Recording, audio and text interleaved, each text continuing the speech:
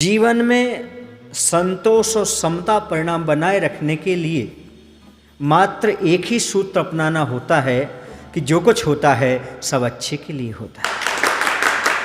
यदि इस सूत्र को आपने अपने जीवन में आत्मसात कर लिया, प्रकृति में जो कुछ हो रहा है, जो कुछ हुआ है और जो कुछ होगा वह सब अच्छा होगा और हमारे भले के रूप में होगा, ऐसा यदि आप सोच करके चलते हो तो कभी तनाव, चिंता, उदासी जीवन में नहीं आएगी और आपका जीवन हमेशा सुखमय व्यतीत होगा।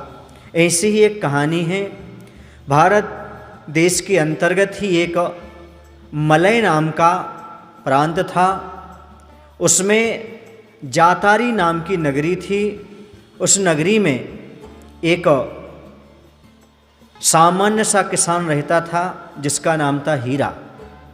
उसका राजा से बड़ा अच्छा संबंध था, जिन राजा का नाम था जितशत्रु।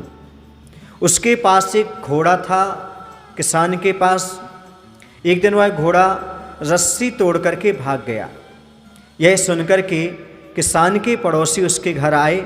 उन्होंने इस घटना पर अफसोस जाहिर किया, चिंता व्यक्त की। किसान ने कहा, इसमें चिंता करने की कोई बात नहीं है, जो होता है सो अच्छे के लिए होता है। घोड़ा मेरा भागा है, मुझे तो ऐसा लग रहा है जो होगा सो अच्छा होगा।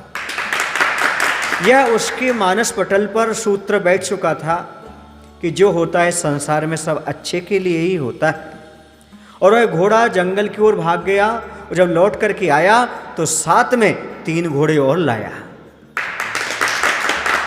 उसने पड़ोसी से और अपने बेटे से कहा, देखो मैंने कहा था जो कुछ होता है सब अच्छे के लिए होता है। तो जो नए घोड़े आए थे उसका जो बेटा था किशन, वह उस नए घोड़े पर बैठ करके सवारी करने के लिए जा रहा था कि वह गिर गया।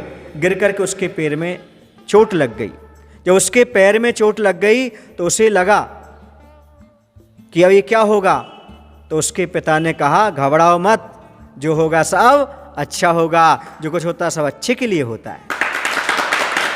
और उसी समय ऐसा हुआ कि राजा ने बहुत सारी युवकों को सेना में भर्ती करने के लिए बुलाया और देश की रक्षा के लिए, युद्ध के लिए जाना पड़ रहा था उस समय।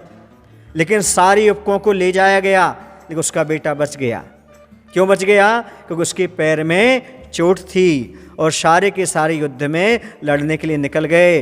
उसने कहा, किसान हीरा ने, देखो मैंने कहा था इसको चोट भी लगी तो ये भी अच्छा हुआ है, जो होता है सब अच्छे के लिए होता है।